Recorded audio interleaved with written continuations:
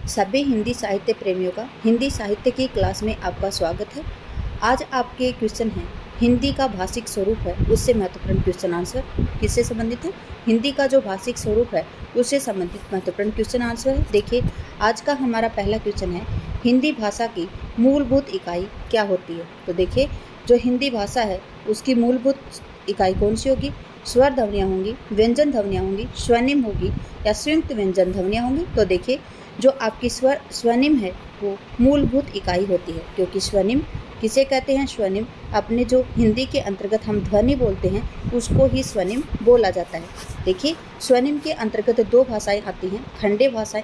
स्वनिम को दो भागों में बांटा जाता है, एक तो खंडे और एक खंडोत्तर। ठीक है, तो खंडे के अंतर्गत वो आती हैं जिसमें स्वर और व्यंजन आते हैं, जबकि खंडेतर होती है उसमें मात्रा, बलाघात, सुर और अनुनासिक, संगम या संहिता, इस प्रकार से उनको बांटा गया है खंडेतर ध्वनियों को। तो देखिए, स्वनिम के अंतर्गत स्वनिम को दो भागों में बांटा जाता है, खंडे और खंडेतर।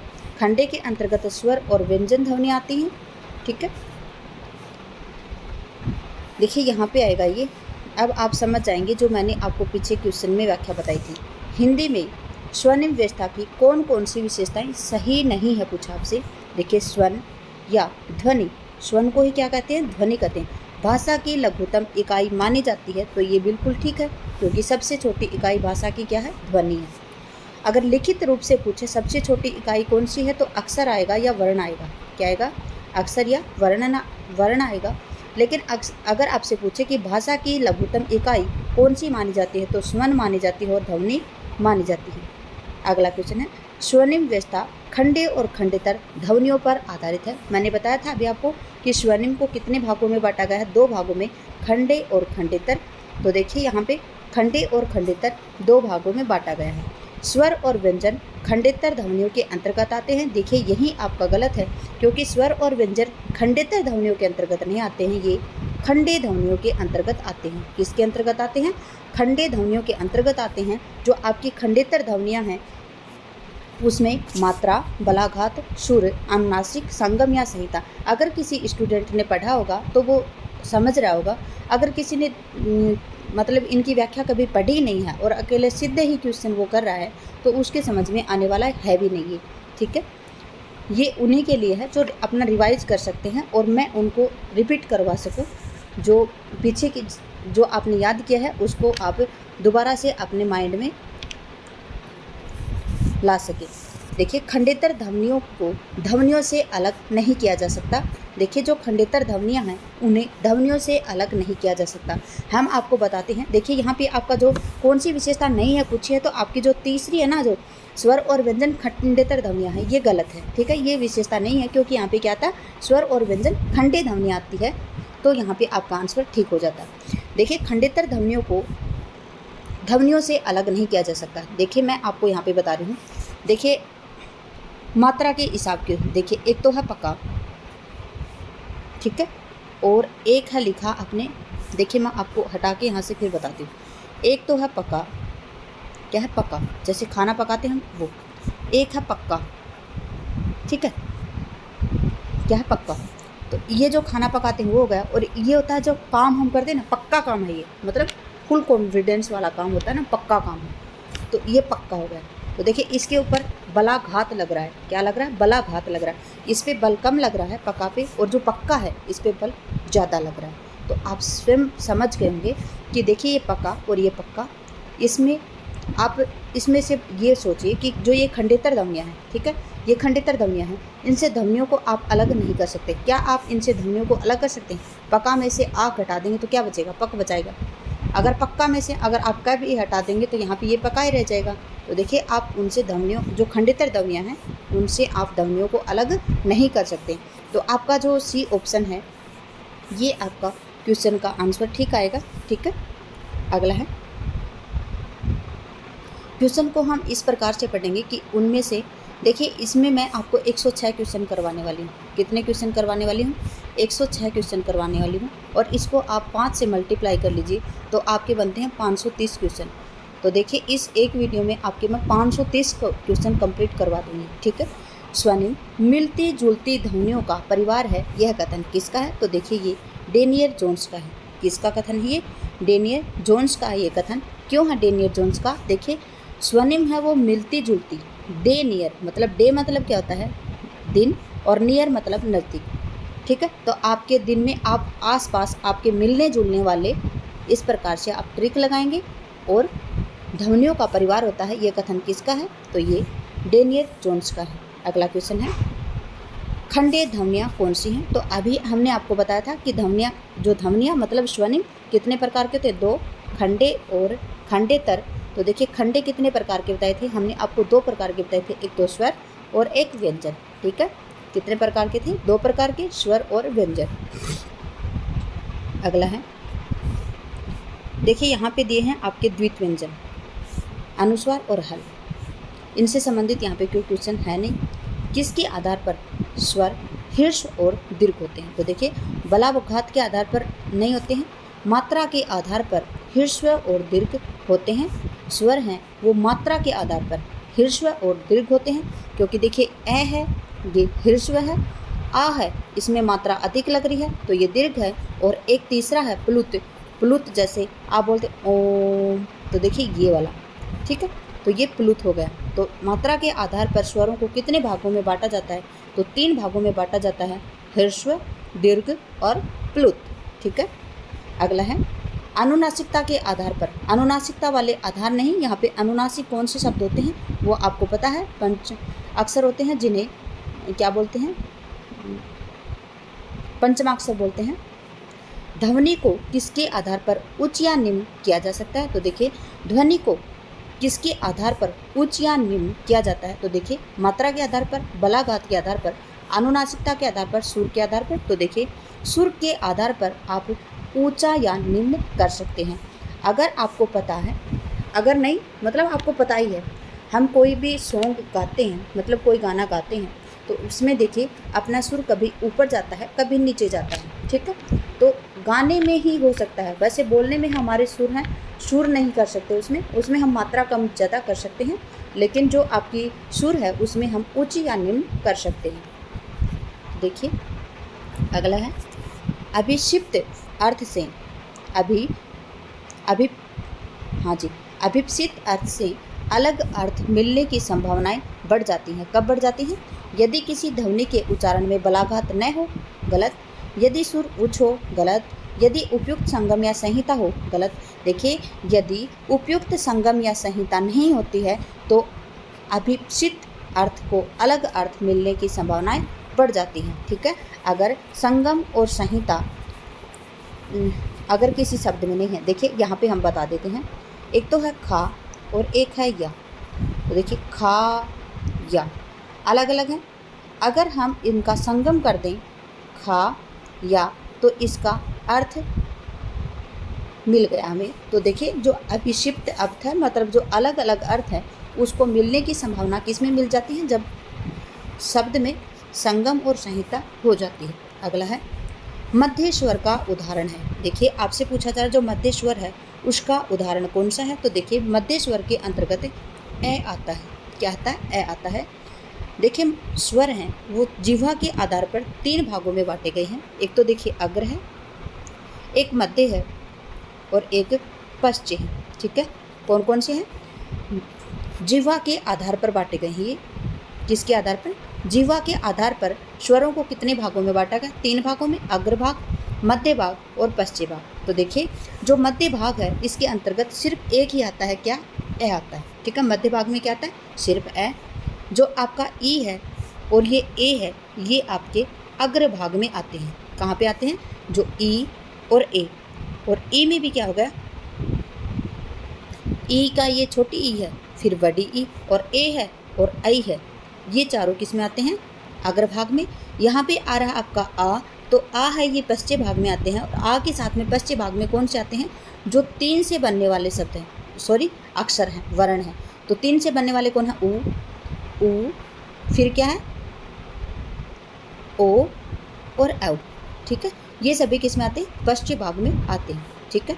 देखिए तो ये पश्चिम भाग में आएंगे। देखिए अभी आपका यहीं आ गया ऊ, ओ, औ। उदाहरण किसके हैं? पश्चिम स्वर के, अग्र स्वर के, मध्य स्वर के, व्यंजन के। तो अभी आपको हमने पढ़ाया था जो 3 से बनने वाले जो अक्षर हैं या वर्ण हैं वो किससे बनते हैं?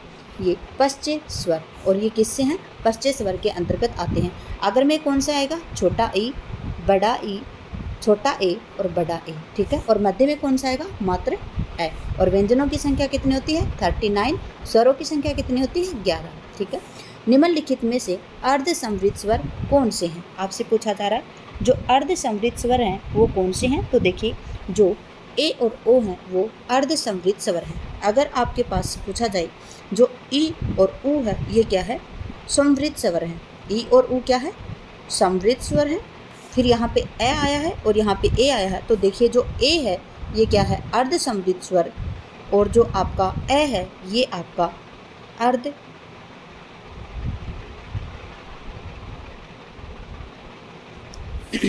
एक मिनट, जो आपका ए है ये अर्ध विपरीत स्वर है। फिर यहाँ पे आया आपका ए और औ, तो देखिए जो ये ए है ये ओ है, ये आपका कैसा स्वर है? ये आपका अर्ध समृद्ध स्वर है, ठीक है। अगला है निम्न में से किन स्वरों के उच्चारण में होठ वृत्तमुखी और गोलाकार नहीं होता? पूछा आपसे। तो देखिए ए, आ, ई, ए, इसमें वृत्ताकार या गोलाकार नहीं होता। जबकि देखिए ऊ, ओ, इनमें सभी में क्या है? आपके होठ हैं वो क्या हो रहे हैं? वृत्तमुखी हो रहे हैं या गोलाकार हो रहे हैं। जबकि ए, आ, ई, ए, इन सभी में वृत्तमुखी या गोलाकार आपके होठ कभी भी नहीं होते हैं, ठीक है। अगला है स्वर तंत्रिका की स्थिति के आधार पर स्वरों को कितने भागों में बांटा गया? तो घोष और अघोष 2 भागों में बांटा गया है। अघोष होते हैं पहला और दूसरा, जबकि सघोष होते हैं तीसरा, चौथा और पांचवा, ठीक है। यहाँ पे आए हैं आपके अल्पप्राण और महाप्राण, जो कि श्वास के आधार पर बांटे जाते हैं, ठीक है। किसके आधार पर बांटे जाते हैं? श्वास के आधार पर आपके अल्पप्राण और महाप्राण बांटे जाते हैं, जिसमें देखिए अल्पप्राण में आते हैं 1 और 3, और जबकि महाप्राण के अंतर्गत आते हैं 2 और 4, ठीक है। अगला क्वेश्चन है दंतोष्ठ्य वर्ण कौन से होते हैं? तो देखिए दंतोष्ठ्य वर्ण है वो एकमात्र पूरी वर्णमाला के अंतर्गत एक ही आता है, और वो है वै। कौन सा? जो दंत और ओष्ठ के संयोग से बोला जाता है उसको दंतोष्ठ्य कहते हैं, और वो एक अकेला आता है वै। जबकि आपका ये होता है, ये आपका तालु होता है। क्या होता है? तालु होता है। ये क्या होता है आपका? तालु होता है। देखिए इचुए सा नाम तालु, तो ई, चैवरग और तय और ये सब क्या होते हैं? तालु होते हैं। फिर यहाँ पे है लय आपका होता है वध से। क्या होता है? वध से होता है। और जो आपका रे होता है ये भी आपका वध से होता है, ठीक है। लय और रे वध से होता है।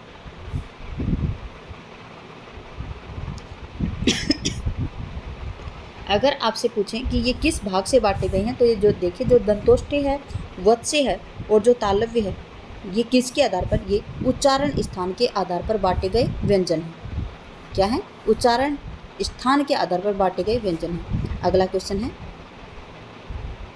देखिए जो स्वर दोनों होठों के स्पर्श से बोले जाते हैं वो क्या कहलाते हैं? दंतोष्ठ्य, ओष्ठ्य, द्वष्ठ्य और कंठोष्ठ्य। तो देखिए क्या आएगा यहाँ पे? जो दोनों होठों के स्पर्श से बोले जाते हैं वो ओष्ठ्य कहलाते हैं, ठीक है। क्या कहलाते हैं?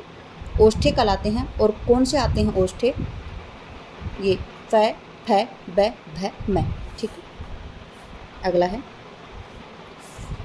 ठ, ढ, ण व्यंजन है। क्या है? ट वर्ग के काकल्य व्यंजन, प वर्ग के तालव्य व्यंजन, ट वर्ग के मूर्धन्य व्यंजन, व वर्ग के कंठे व्यंजन। देखिए कंठे व्यंजन व वर्ग के अंतर्गत नहीं आता। अकु है विसर्जया नाम कंठ है, तो अकु है क वर्ग अकु है और है ये कंठे के अंतर्गत आते हैं। तो देखिए वह यहाँ पे नहीं आएगा, वह हम थोड़ी देर पहले पढ़ चुके हैं, वह है आपका दंतोष्ठ्य के अंतर्गत आता है। तो देखिए यहाँ पे ये ऑप्शन गलत है।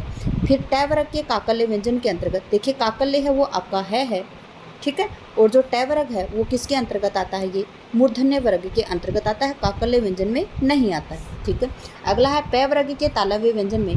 देखिए प वर्ग है वो तालव्य में नहीं आता है, इचुए सानाम तालु, मतलब च वर्ग आपका तालु में आता है, जबकि जो आपका प वर्ग है वो किसके अंतर्गत आता है, तो ये ओष्ठ के अंतर्गत आता है। क्या है, उपविधानाम ओष्ठ है। ठीक है। उ प वर्ग और जो ऐसे होता है ये, और ये सभी किस में आते हैं, ओष्ठ के अंतर्गत आते हैं। और ट वर्ग में मूर्धन्य व्यंजन, तो देखिए ऋटुर साणाम मूर्धा, तो देखिए री और ट वर्ग और जो आपका स षटकोण वाला है वो श, ये सभी मूर्धा के अंतर्गत आते हैं। ठीक है। तो देखिए आपका जो 15 का आंसर है वो डी ऑप्शन है। अब आप समझ रहे होंगे कि आपको एक क्वेश्चन के अंतर्गत कितने क्वेश्चन मिल रहे हैं। क वर्ग में सभी व्यंजन होते हैं, वत्स्य होते हैं, तालव्य, कंठे और मूर्धन्य। तो देखिए जो कंठे होते हैं वो होते हैं क वर्ग के सभी व्यंजन। वत्स्य कौन से होते हैं, तो वत्स्य के अंतर्गत आते हैं आपके, देखिए आपको याद रखनी पड़ेगी ये ट्रिक, नल रसज। क्या है, नल रसज। तो देखिए न, ल, र, स और ज, ये सभी वत्स्य के अंतर्गत आते हैं। और जो तालव्य है तो हमने बताया था इचुए सानाम तालु, तो ई और च वर्ग और स, ये तालव्य के अंतर्गत आते हैं। और ऋटुर साणाम मूर्धा, तो देखिए ये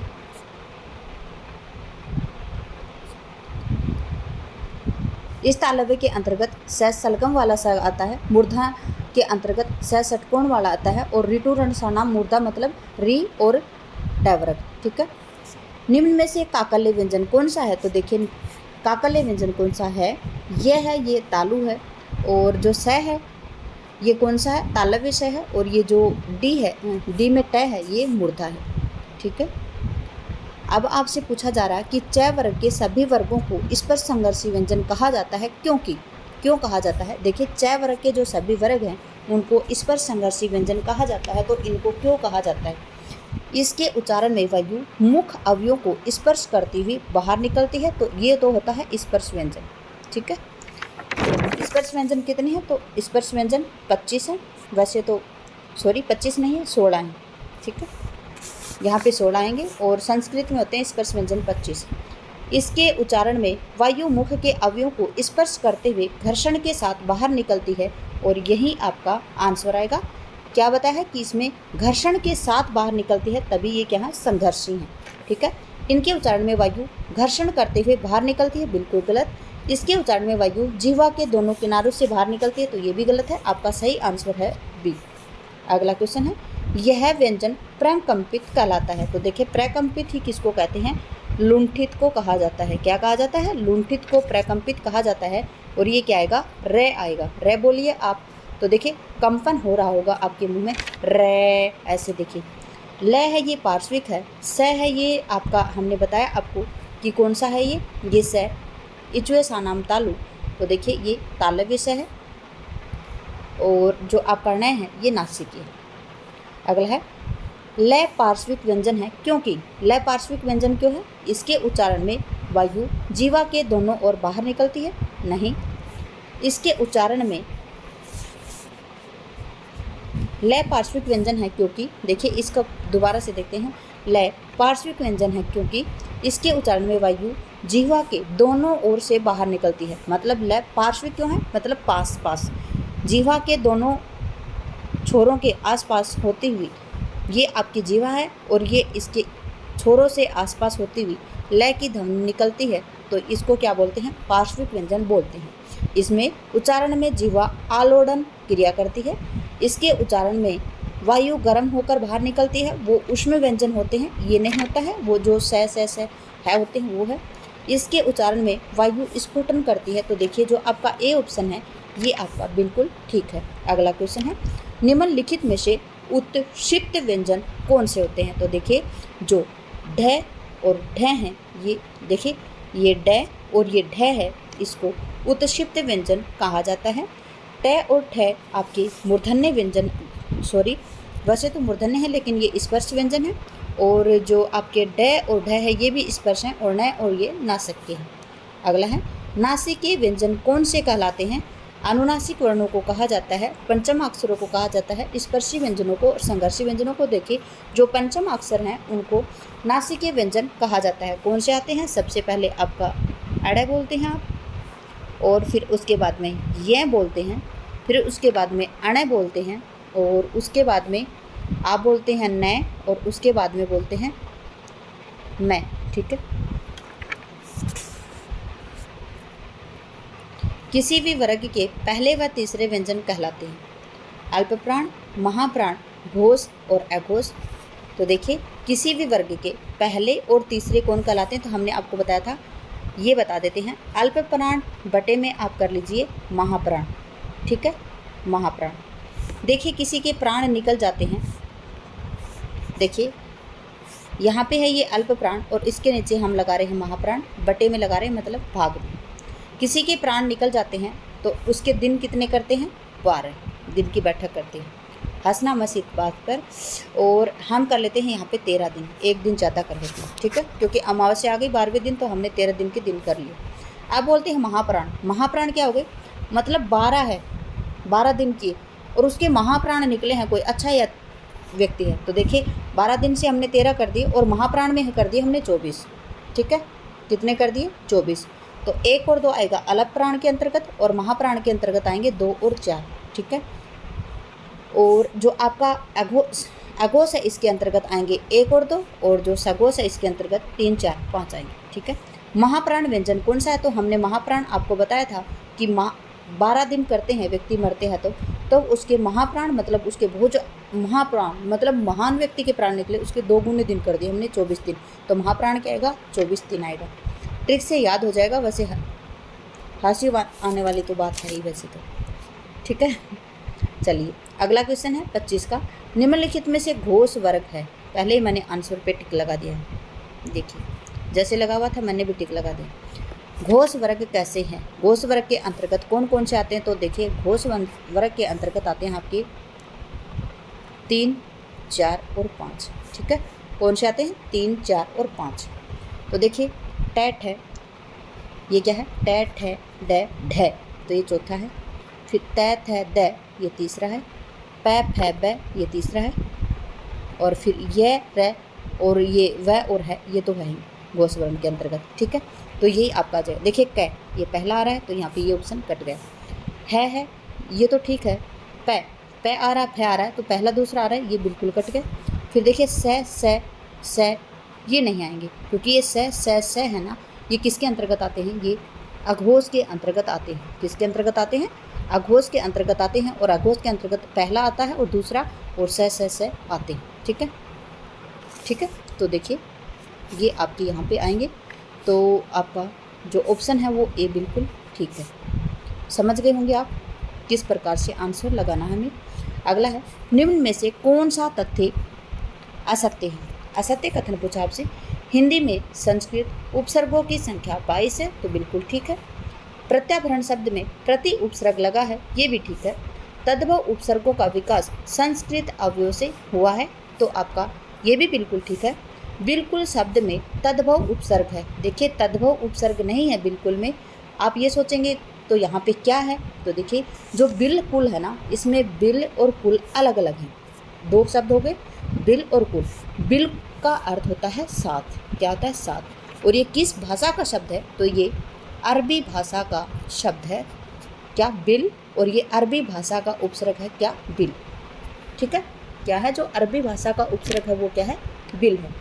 अगर आपसे पूछें कि अरबी भाषा के उपसर्ग कौन कौन से आते हैं, तो देखिए हम आपको बता देते हैं अरबी भाषा के उपसर्ग कौन कौन से हैं। ठीक है, अरबी भाषा के अंतर्गत अल आता है। अल का मतलब होता है निश्चिंत, मतलब अलमस्त, अलगरज और अलबत्ता, इस प्रकार से आते हैं।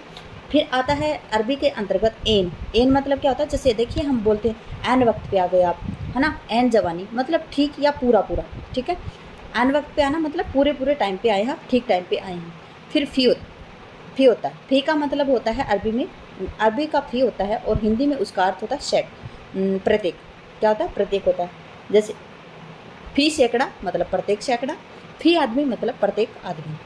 अगला होता है गैर। आप बोलते हैं ना गैर जिम्मेदार इंसान है ये, गैर हाजिरी है, गैर सरकारी है, गैर वाजिब है, तो ये शब्द भी किसका है? अरबी का है। ठीक है, ये उपसर्ग भी किसका है? अरबी का है, मतलब भिन्न या विरुद्ध होता है। जैसे गैर सरकारी हो गया तो वो सरकार के विरुद्ध हो गया, गैर हाजिरी हो गया मतलब हाजिरी के वो विरुद्ध है। फिर क्या है? बिल। बिल का मतलब अभी बताया हमने आपको, बिल का मतलब क्या होता है? साफ, जैसे बिल्कुल। और क्या होता है? बिल मुक्ता। ठीक है, फिर क्या है? ला। ला के अर्थ क्या होता है? बिना। जैसे देखिए आप बोलते हैं ये तो लावारिस है। लावारिस मतलब क्या होता है? वारिस के बिना। ठीक है, लाचार है ये लाजवाब है, मतलब जवाब नहीं दे सकते इसके, तो बिना। लापरवाह है, इसको परवाह नहीं है। लापता है, लापता मतलब इसका पता ही नहीं है, तो मतलब ला का अर्थ क्या होता है यहाँ पे? बिना। फिर बे होता है, बे का अर्थ भी यहाँ पे बिना होता है, और बे भी अरबी का उपसर्ग होता है। बे का मतलब क्या होता है? जैसे बिना, जैसे बेतरह है, बेवकूफ़, बेरहम, बेइज्जत, बेचारा, ये सभी किसके हैं? अरबी के उपसर्ग हैं। तो देखिए यहाँ पे जो बिल्कुल शब्द आंसर आएगा ये आपका क्या आएगा? डी ऑप्शन आपका ठीक है, क्योंकि हमसे असत्य पूछा है। अगला क्वेश्चन है, निम्नलिखित में से अव उपसर्ग वाले सभी शब्द हैं। तो देखिए अव उपसर्ग यहाँ नहीं है, यहाँ पे सिर्फ अ उपसर्ग है, यहाँ पे अव है, यहाँ पे व्यक्त है तो ये अव्यक्त आएगा। ठीक है, अ आएगा उपसर्ग, यहाँ पे अपस्मार है तो यहाँ पे अ उपसर्ग आएगा, और यहाँ पे अव आएगा, यहाँ पे अ विकल आएगा, तो अ उपसर्ग है, इसमें अ उपसर्ग है, अ उपसर्ग है, अव है।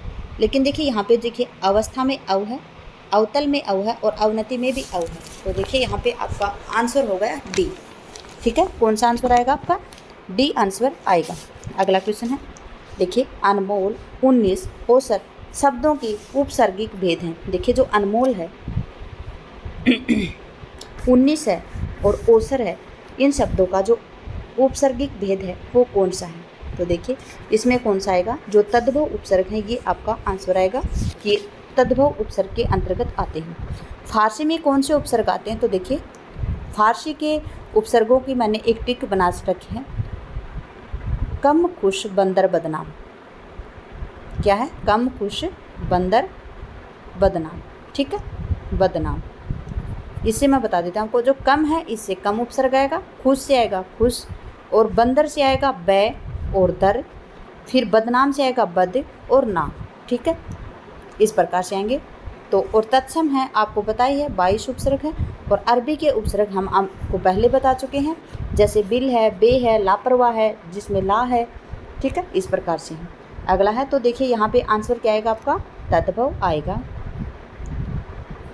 नामुमकिन, खुशबू, बनाम शब्दों में कौन से विदेशी उपसर्ग का प्रयोग हुआ है? देखिए जो नामुमकिन है, खुशबू है, बनाम, तो अगर आपने ध्यान से सुना होगा तो अभी हमने बताया था आपको कि फारसी उपसर्ग हैं, उसके उपसर्ग कौन से हैं कि कम खुश बंदर बदनाम। तो कम खुश में आएगा, देखिए कम से कम, और खुश से खुशबू, और बंदर से आएगा आपका देखिए बै से बंदर, और दर से दर, तो देखिए यहाँ पे बनाम आ रहा है बै से, और बदनाम से बद, और ना, तो ना से नामुमकिन। तो ये किस भाषा के शब्द हैं? किस विदेशी उपसर्ग हैं ये फारसी के उपसर्ग हैं, और अरबी के उपसर्ग हम आपको बता चुके हैं। दोबारा से बता देते हैं आपको अरबी के उपसर्ग कौन कौन से होते हैं। तो अरबी के अल होता है, एन होता है, फी, गैर, बिल, और बे और ला। ठीक है, बिल बेला तो आप वैसे भी याद रख सकते हैं। निम्न शब्दों में से किसमें आ प्रत्यय का प्रयोग हुआ है? किसमें हुआ है? सुनहरा, कलूटा, मझला झरना, सुहावना पालना। तो देखिए जो बोझा है और घेरा है उसमें आ प्रत्यय का प्रयोग हुआ है, बाकी इन सभी में नहीं हुआ है।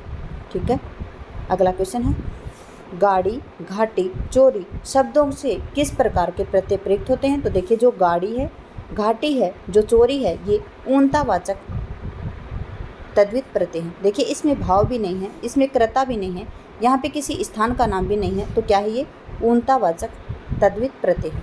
समास का कार्य क्या है? शब्दों का संक्षेपण करना, शब्दों का पल्लवन करना, शब्दों के वर्गों में मेल करना, उपसर्गों और प्रत्ययों से को अलग करना। तो समास का अर्थ होता है शब्दों का संक्षेपण करना। तो आज का जो आपका 32 का क्वेश्चन है, इसका आंसर आएगा ए। अगला है, निम्नलिखित में से किस समास में केवल प्रथम पद प्रधान होता है? तो देखिए जो आपका अवयवी भाव समास है उसमें प्रथम पद प्रधान होता है। किसमें होता है? जो आपका अवयवी भाव है उसमें प्रथम पद प्रधान होता है। और देखिए जो आपका तत्पुरुष समास है उसमें पूर्व पद होता है वो गौण होता है और जो उत्तर पद होता है वो प्रधान होता है। अगला आपका जो क्रमधारी उपन्यास, इसमें पूर्व और उत्तर दोनों पद ही प्रधान होते हैं। और जो द्वंद्व उपन्यास पूर्व और उत्तर पद दोनों ही इसमें प्रधान होते हैं। फिर द्वंद्व समास है, इसमें क्या है? दोनों पद प्रधान होते हैं और संज्ञा होते हैं। क्या होते हैं? संज्ञा होते हैं। जैसे माता पिता, तो माता और पिता, ठीक है, तो दोनों ही क्या होंगे? माता भी संज्ञा है और पिता भी संज्ञा है। अगला है निम्न में से कौन सा समास कारक से जुड़ा समास है? देखिए जो कारक से जुड़ा हुआ समास है वो कौन सा होता है? वो तत्पुरुष समास होता है। ठीक है, कौन सा समास होता है? तत्पुरुष समास होता है। और जो आपका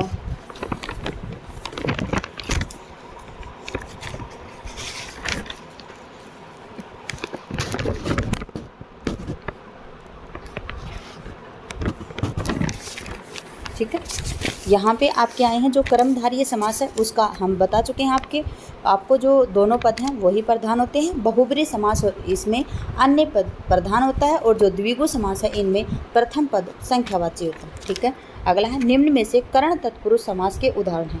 देखिए कर्ण, माखन चोर, माखन को चुराने वाला, मुँह तोड़, मुँह को तोड़ने वाला, स्वर्ग प्राप्त, स्वर्ग को प्राप्त, ये नहीं है कर्ण तत्पुरुष। पूछा आपसे, देखिए पथभ्रष्ट, पथ से भ्रष्ट, शरणागत, देखिए माखन का चोर, माखन को चोरने वाला, कर्ता ने कर्म को, तो यहाँ पे कर्म है क्योंकि वो माखन को चुरा रहा है। मुँह तोड़, तो मुँह को तोड़ने वाला, स्वर्ग प्राप्त, स्वर्ग को प्राप्त, तो इसमें तो नहीं है, ये तो कर्म है।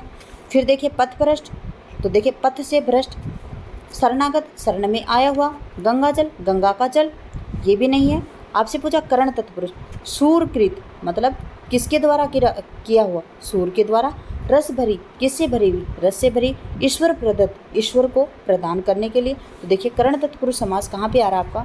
35 में आपका सी ऑप्शन आएगा। ठीक है, जलज और अंडज में कौन सा समास है? देखिए जलज और अंडज में कौन सा समास है? तो बहुब्रीहि समास है, क्योंकि जलज का अर्थ क्या होता है? जो जल में उत्पन्न होने वाला, और जल में उत्पन्न होने वाला जलज, जलज मतलब जल में उत्पन्न होने वाला। और कौन है जल में उत्पन्न होने वाला? कमल है। तो देखिए अन्य अर्थ निकल रहा है, इसलिए यहाँ पे बहुब्रीहि समास होगा। अव्ययी भाव में पहला पद प्रधान होता है, जैसे देखिए दिन दिन, प्रतिदिन, तो देखिए यहाँ पे प्रति प्रधान हो गए। तत्पुरुष क्या होता है? तत्पुरुष में पहला पद तो गौण होता है लेकिन दूसरा पद प्रधान होता है। कर्मधारय में क्या होता है? तो कर्मधारय में दोनों पद प्रधान होते हैं। और आपका जो द्वंद्व है उसमें दोनों पद प्रधान तो होते हैं, उसके साथ में दोनों पद संज्ञा होते हैं।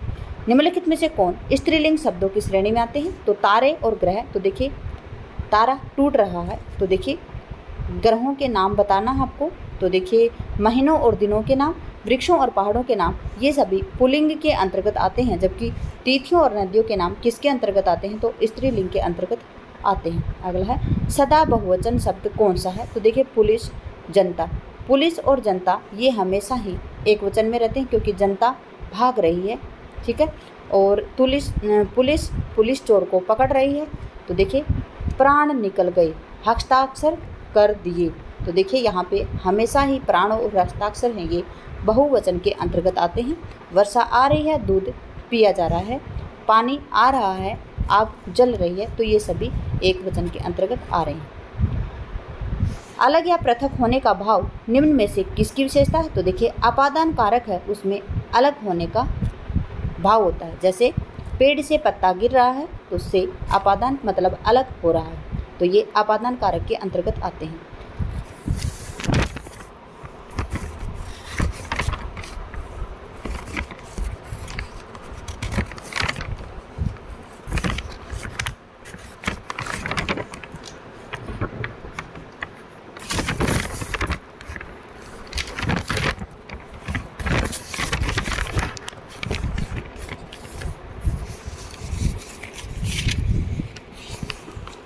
संबंध कारक का संबंध किससे होता है? तो देखिए संबंध में जैसे का, के, की, रा, रे, री और ना, नी। ठीक है, तो इसमें क्या है? यहाँ पे जैसे सीता है वो केतु की बहन है, तो वहाँ पे की आ रहा है उपसर्ग और ये संबंध है। संबोधन में क्या आता है, जैसे हे राम, अरे, सुनो आदि क्या होते हैं, संबोधन में आते हैं। और जो अधिकरण होता है इसके अंतर्गत क्या आते हैं, तो अधिकरण में जैसे आधार होता है। अधिकरण का अर्थ क्या होता है, आधार। अतः जो क्रिया होती है, क्रिया का होने का स्थान या जो समय बताने वाला कारक होता है वो अभिकरण होता है। किस प्रकार से, जैसे राजन घर में है, चिड़िया पेड़ पर है, तो ये अधिकरण के अंतर्गत आते हैं। अगला क्वेश्चन है 40 का। देखिए 40 का क्वेश्चन है आपका, निम्न में से कौन सा उदाहरण अधिकरण कारक को संतुष्ट करता है। क्या पूछा है, निम्न में से जो कौन सा उदाहरण है वो अधिकरण कारक को संतुष्ट करता है। तो देखिए वह अपराधी इस टनल के अंदर है। अभी हमने अधिकरण का आपका बताया था कि राजन घर में है, तो देखिए वह अधिकारी है वो इस टनल के अंदर है, में है, अंदर है, तो क्या आएगा, यही आपका आंसर आएगा। यह फल मेरे इस चाकू से काटा है। क्या है कि यह फल मैंने इस चाकू से काटा है, तो ये करने का बोध हो रहा है यहाँ पे, और यहाँ पे करण समास, यहाँ पे करण कारक है। ये निर्धन व्यक्तियों के लिए है, तो के लिए है, तो ये संप्रदान कारक है। और ये फूल नीली धारी के हैं। क्या है, ये फूल हैं, ये किस धारी के हैं, नीली धारी के हैं, तो यहाँ पे होने का बोध हो रहा है, सॉरी। अगला है जातिवाचक संज्ञा का उदाहरण है। क्या है, जातिवाचक संज्ञा का उदाहरण क्या है, इस गिरोह का सरगना कौन है। तो देखिए इस गिरोह का सरगना पूछा, तो गिरोह का सरगना, गिरोह क्या होता है, एक ग्रुप होता है, समूह होता है, तो ये यहाँ पे समूहवाचक है। आज भी देश में हरिश्चंद्रों की कमी नहीं है, तो देखिए हरिश्चंद्रों की कमी नहीं है, ये आपका जातिवाचक है। इसको आप भूलेंगे नहीं, क्योंकि देखिए हरिश्चंद्रों की कमी पूछ रहा है, यहाँ पे बता रहा है, यहाँ पे ये नहीं कि हरिश्चंद्र जी का नाम आया है। अगर हरिश्चंद्र जी का नाम आता, जिस प्रकार से लाल बहादुर शास्त्री पेशावर गए हैं, तो यहाँ पे इनका क्या है, संज्ञा है, कौन सी है इनकी संज्ञा, व्यक्तिवाचक संज्ञा है। इन लता कुंजों में अब प्राण नहीं है, तो यहाँ पे प्राण नहीं है मतलब भाव है यहाँ पे, तो भाववाचक संज्ञा है। जबकि हरिश्चंद्रों की कमी, ये हरिश्चंद्र जी के समान व्यक्ति हैं, उनके बारे में बताया गया, तो इनकी जाति का बोध करवाया जा रहा है, और यहाँ पे जातिवाचक संज्ञा है, तो आपका बी ऑप्शन बिल्कुल ठीक है। अगला क्वेश्चन है, इनमें से अनिश्चयवाचक सर्वनाम कौन से हैं। तो देखिए जो और सो हैं ये संबंध बताते हैं, ठीक है। आप और तुम क्या हैं, ये पुरुषवाचक हैं, और जो स्वयं और खुद हैं ये निजवाचक हैं, और जो कोई और कुछ है ये क्या है, अनिश्चयवाचक सर्वनाम। अगला है, ऐसी घटनाएं तो मैंने कभी नहीं देखी। क्या बता रहे हैं, जो ऐसी घटनाएं हैं वो मैंने कभी नहीं देखी, किस प्रकार के विशेषण का उदाहरण है। तो क्या है, यौगिक सार्वनामिक विशेषण है। ये क्या है, यौगिक सार्वनामिक विशेषण है। जबकि देखिए जो मौलिक सार्वनामिक विशेषण है उसके अंतर्गत आता है ऐसा, कैसा, दोबारा से बता रही हूँ आपको, ऐसी घटनाएं तो मैंने कभी नहीं देखी, तो यौगिक सार्वनामिक विशेषण के अंतर्गत आती हैं। यौगिक सार्वनामिक विशेषण के अंतर्गत और क्या आता है, ऐसा, कैसा, जैसा, इस प्रकार के जो आते हैं वो यौगिक सार्वनामिक विशेषण के अंतर्गत आते हैं। अगला है मौलिक सार्वनामिक विशेषण। जो मौलिक होते हैं, जो मूल होते हैं, वो किसके अंतर्गत आते हैं, तो ये आता है यह, वह और कोई, ठीक है। फिर है निश्चित परिमाणवाचक शब्द। निश्चित परिमाणवाचक शब्द कौन सा होता है, जैसे 1 लीटर दूध, 1 मीटर कपड़ा, इस प्रकार से। अनिश्चितवाचक परिणामवाचक क्या होते हैं, अनिश्चित परिमाणवाचक क्या होते हैं कि कुछ दूध, थोड़ा सा दूध, कुछ कपड़ा, इस प्रकार से, ठीक है। तो ये होते हैं आपके अनिश्चित परिमाणवाचक। अगला है, तैरना भी एक कला है। इस वाक्य में तैरना क्या है, तो देखिए क्रियार्थक संज्ञा क्रिया है। क्या है, जो क्रियार्थक संज्ञा क्रिया है वो है यहाँ पे, तैरना भी एक कला है, क्रियार्थक संज्ञा क्रिया है, ठीक है। जो नामबोधक क्रिया है वो क्या है, नामबोधक क्रिया क्या है, जिस प्रकार से ऐसे होता है जैसे दुखी होना, ठीक है।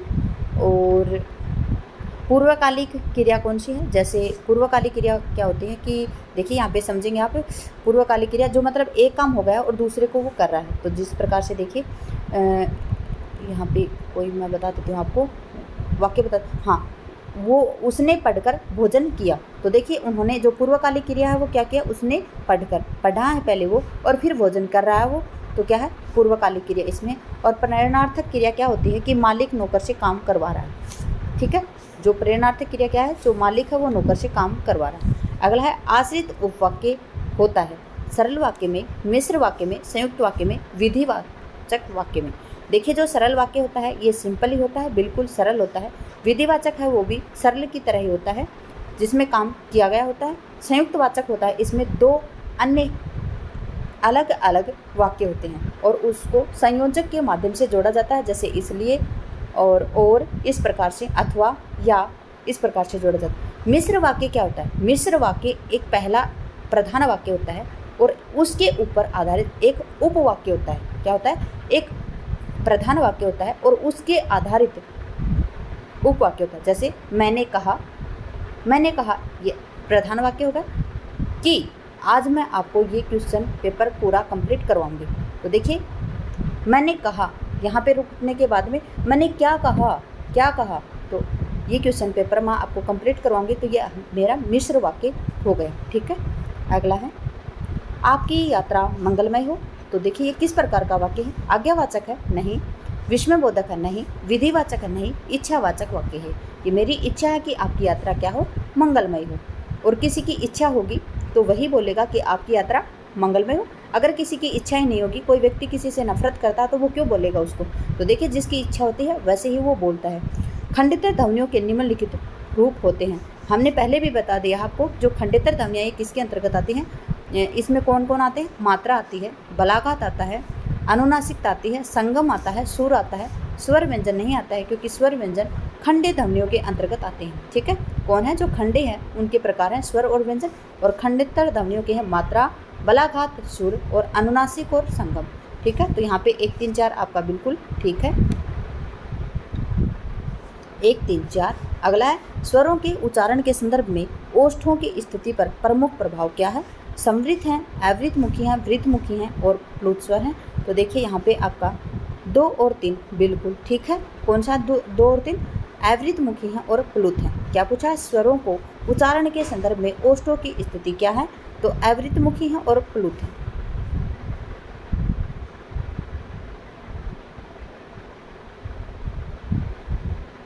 प्लुत नहीं है, अवृतमुखी और वृतमुखी हैं। ठीक है। ओष्ठों के आधार पर क्या है, वृतमुखी है और अवृतमुखी है। जहाँ पे वृत्त के आकार के मतलब गोल हो जाए और जहाँ पे गोल नहीं हो तो अवृतमुखी है, उसके अंतर्गत आते हैं ए, आ, ई, उ, नहीं ई और ए। फिर वृतमुखी के अंतर्गत आते हैं उ। वृतमुखी में जैसे 3 से बनने वाले हैं, जैसे उ, ओ, इस प्रकार से। तो यहाँ पे क्या आएगा, 2 और 3 आपका आंसर आएगा। ठीक है। अगला है 49।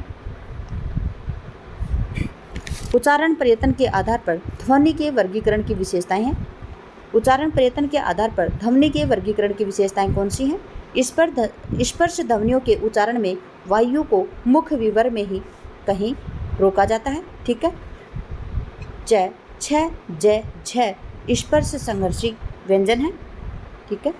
पंचम अक्षर नासिक के होते हैं। तो देखिए पंचम अक्षर हैं वो नासिक के होते हैं। य, र, ल, व संघर्षी व्यंजन है। तो देखिए य, र, ल, व हैं वो संघर्षी व्यंजन नहीं है, क्योंकि य, र, ल, व हैं वो संघर्षी व्यंजन के अंतर्गत नहीं। संघर्षी व्यंजन तो स आते हैं। ठीक है।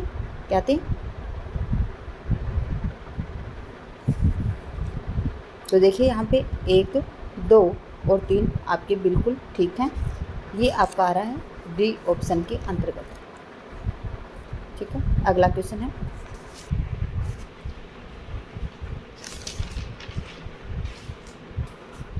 अगला है 50 का क्वेश्चन। निम्नलिखित में से कौन सा युग सही नहीं है, पूछा आपसे। द्वेष्ठम में कौन है, प, फ, ब, फ, मैं। तो देखिए ये भी आपका ठीक है, प, फ, यहाँ पे फ और आ जाएगा। फिर अब वत्से में है न, ल, र, स, ज और आ जाएगा यहाँ पे। फिर हम मूर्धन्य में च, छ, ज, 9 गलत है ये। मूर्धन्य में टै वर्ग आता है। क्या आता है, टै वर्ग आता है। च, छ, ज है ये तालव्य वर्ग के अंतर्गत आता है। वैसे तो इचुशानाम तालु वैसे स्पर्श संघर्ष के अंतर्गत आते हैं। और कंठे में क, ख, ग, घ। तो देखिए यहाँ पे पूछा सही नहीं है, तो सही नहीं है कौन सा नहीं है, केवल 3 मतलब मूर्धन्य वाला च, छ, ज, छ। ठीक है।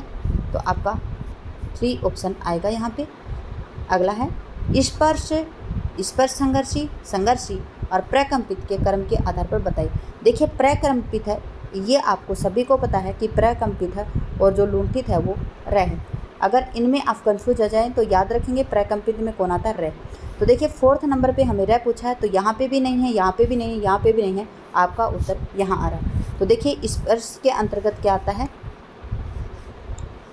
थ आता है, क्योंकि तैवर्ग, कैवर्ग, चैवर्ग नहीं, तैवर्ग, टैवर्ग, तैवर्ग और थैवर्ग, सॉरी पैवर्ग, ये किसके अंतर्गत आते हैं, स्पर्श के अंतर्गत आते हैं। तो देखिए थ है, फिर छ, ये छ आ गया, सॉरी, फिर क्या पूछा, स्पर्श संघर्षी, तो स्पर्श संघर्षी छ आ गया, फिर आता है संघर्षी, तो संघर्षी स आ गया और प्रकंपित र आ गया। ठीक है, तो आपका सी ऑप्शन बिल्कुल ठीक है। अगला क्वेश्चन है श्वास के आधार पर ध्वनि की विशेषताएं। तो देखिए श्वास के आधार पर ध्वनि के 2 प्रकार हैं, अल्पप्राण और महाप्राण। अल्पप्राण है 13 और महाप्राण है 24। ठीक है, 1 और 3, 2 और 4। अल्पप्राण के उच्चारण में प्रश्वास की अधिक मात्रा लगती है, जबकि महाप्राण के उच्चारण में प्रश्वास की कम मात्रा लगती है। यही आपका गलत है, क्योंकि अल्पप्राण के उच्चारण में अधिक मात्रा नहीं कम मात्रा लगती है, और जो महाप्राण है उसके उच्चारण में अधिक मात्रा लगती है। तो देखिए आपका उल्टा हो गया ये क्वेश्चन। वर्ग के प्रथम और तृतीय वर्ण को अल्पप्राण कहते हैं, जबकि दूसरे और चौथे वर्ण को महाप्राण कहते हैं। ये भी बिल्कुल ठीक है। क, ग पहला और तीसरा, च, ज पहला तीसरा, ट, ड पहला तीसरा, त, द पहला तीसरा, प, ब पहला तीसरा, ये अल्पप्राण है, बिल्कुल ठीक है। दूसरा चौथा है घ और घ, दूसरा चौथा है छ और झ, दूसरा चौथा है ठ और ढ, दूसरा चौथा है थ और ध, दूसरा चौथा है, और फ और भ दूसरा और चौथा है, और ये महाप्राण के अंतर्गत आते हैं। तो पूछा है कि ध्वनि की विशेषताएं कौन सी हैं, तो 1, 3 और 4, 1, 3, 4 आपके 1, 3, 4 डी ऑप्शन के अंतर्गत आते हैं। निम्न में से घोष वर्ण कौन सा है। घोष वर्ण पूछा आपसे, घोष मतलब सघोष, और सघोष कौन से हैं, 3, 4, 5, और अघोष कौन से हैं, 1 और 2। ठीक है, तो देखिए 3, 4, 5 देख लेते हैं हम। देखिए घ है, ये तीसरा है, और घोष वर्ण पूछा आपसे, और ये घ है, ये चौथा है। ग है ये तीसरा, घ है ये चौथा है। देखिए ये घोष वर्ण है, फिर ख है ये दूसरा है, और च है ये पहला, तो ये नहीं है। फिर य और ड, तो देखिए ये भी है, ये है ये पांचवा है, और ड है ये ट, ठ, ड ये तीसरा है, तो तीसरा और पांचवा है, तो ये भी ठीक है। और फिर त और थ, तो देखिए त और थ पहला दूसरा, तो ये अघोष है, और ये सघोष है। तो देखिए ए ऑप्शन और तीसरा ऑप्शन है वो बिल्कुल ठीक है, 1 और 3 बिल्कुल ठीक है। तो आपका सी ऑप्शन राइट है। उपसर्गों की विशेषता बतानी है आपको। उपसर्ग शब्द के पहले जुड़ते हैं, बिल्कुल ठीक है, उपसर्ग शब्द के पहले और प्रत्यय शब्द के बाद में जुड़ते हैं। उपसर्ग के 3 भेद होते हैं, तत्सम जो संस्कृत से लिए गए, तद्भव हिंदी से, और जो विदेशी हैं वो विदेशी भाषाओं से लिए गए। संस्कृत में 20 उपसर्ग होते हैं, बिल्कुल गलत, संस्कृत में 22 उपसर्ग होते हैं। अंग्रेजी के उपसर्ग भी हिंदी में प्रचलित हैं। तो देखिए ए, बी और 4, 1, 2 और 4 ऑप्शन आपके बिल्कुल ठीक हैं। 1, 2, 4 आपके डी ऑप्शन के अंतर्गत है। अगला है आई, ईया, वट प्रत्ययों के क्रम के आधार पर उनके उदाहरणों का सही अनुक्रम इस प्रकार से। तो देखिए बिटिया, यहाँ पे आई आना चाहिए सबसे पहले, तो ये नहीं आएगा। यहाँ पे आवट है, तो यहाँ पे भी नहीं आएगा। यहाँ पे आई है पिटाई, लेकिन उसके बाद में ईया आना चाहिए, जबकि यहाँ पे आउट आ रहा है, तो ये भी गलत है। यहाँ पे देखिए आई है तो पिटाई, ईया है तो बिटिया, और आवट है, वट है तो सजावट। ठीक है, तो आपका डी ऑप्शन बिल्कुल ठीक है। अगला क्वेश्चन है सुमेलित करना है आपको। देशभक्ति में कौन सा समास है, तो देशभक्ति में तत्पुरुष है। पंकज में कौन सा है, तो पंकज में देखिए कौन सा है, पंकज में बहुब्री समास है, मतलब पंकज मतलब कीचड़ में उत्पन्न होने वाला। नीला आकाश, नीला आकाश में कौन सा है, तो नीला आकाश में कर्मधारय है। और प्रतिदिन में कौन सा है, सॉरी एक मिनट,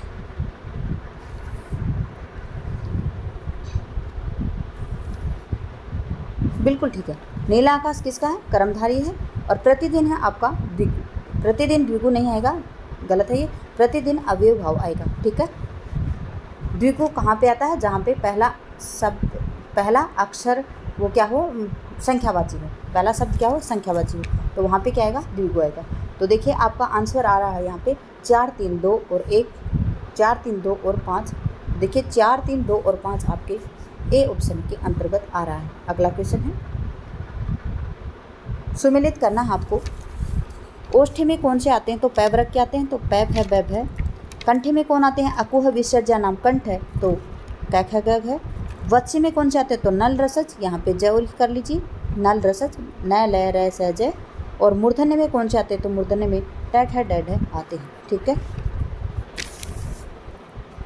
अगला है, तो देखिए इसका आंसर आएगा 4, 1, 2, 3। 4, 1, 2, 3 कहाँ पे है? तो 4, 1, 2, 3 आपकी बी ऑप्शन के अंतर्गत है। अगला है 58 से 70 तक क्वेश्चन करने हैं आपको। कितने क्वेश्चन है 58 से 70 तक? 3 और 7, 10, 13 क्वेश्चन। ठीक है, कितने क्वेश्चन हैं? 13 क्वेश्चन है। और उसमें आपको करना है ए ऑप्शन अगर आपका ठीक है तो ए और आर दोनों सही हैं।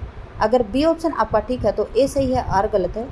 अगर सी ऑप्शन आपका ठीक है तो ए गलत है, आर सही है। जबकि डी ऑप्शन अगर आपका ठीक है तो ए और आर दोनों ही गलत है। देखते हैं पहले, यदि नदी, रोटी, दर्जी, बोली आदि सब स्त्रीलिंग हैं। तो देखिए आपसे पूछा जा रहा है पहला, देखिए नदी, रोटी, दर्जी, बोली इत्यादि सब स्त्रीलिंग हैं, तो ये गलत है क्योंकि दर्जी स्त्रीलिंग नहीं है, क्योंकि इकारांत शब्द प्राय स्त्रीलिंग होते हैं।